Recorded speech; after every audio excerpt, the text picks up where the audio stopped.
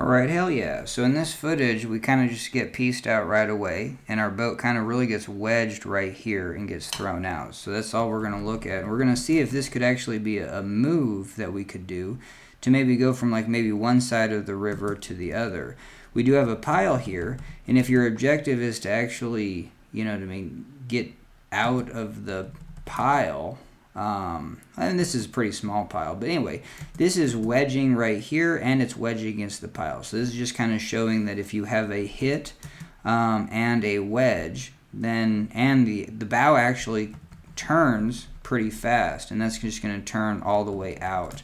And because this strike is also near the stern, and I'm kind of leaning back, and the boat's getting pieced out this way. This was kind of set up for like a double pumped pry turn. It's kind of interesting how, like, if I come in here and pry around this pile, sometimes the stern will actually hit right here, and then I'll get thrown to the top.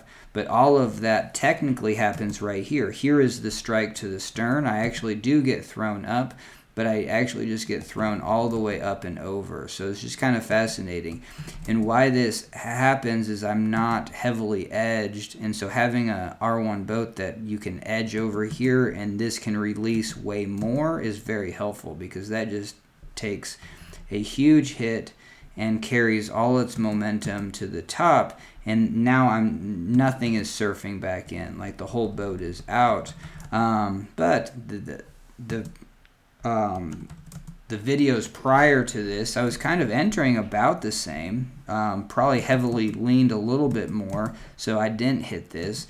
But then as I bring this around, because this didn't hit, I actually strike the stern over here a little bit lower. And so that's where, if you're trying to do like a 180 turn, it is useful to heavily edge, you know what I mean, your boat, and then that's going to sink you down into the trough. Where here, this destroys the edge. Like right now I'm bucked up onto this, and it's going to carry me.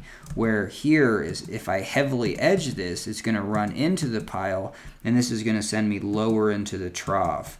And if I was to spin this lower into the trough, even if this stern bit like over here, sure, that's going to bump me up, but that might be a little bit soft. In the other footage, it was just a little bit softer, and then I was able to surf back in. But this, no chance, just because of that bite. And so anyway, just to be spatially aware of like, hey, this is going to bite. And you know what I mean? I'm just kind of chilling in my position, but it's just because it's really difficult to edge more. You can fall out of the boat. And so, you know, our current boats don't have like another sit position.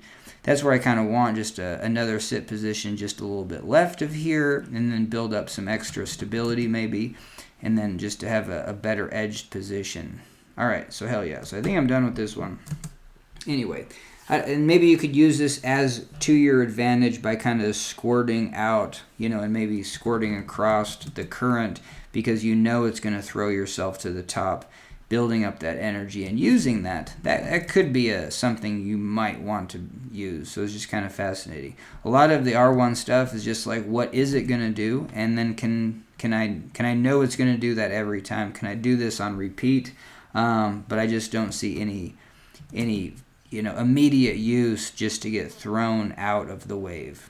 So here I'm just trying to assess like what I could do not to do this, and definitely edging the boat a little bit more would be useful. All right, hell yeah.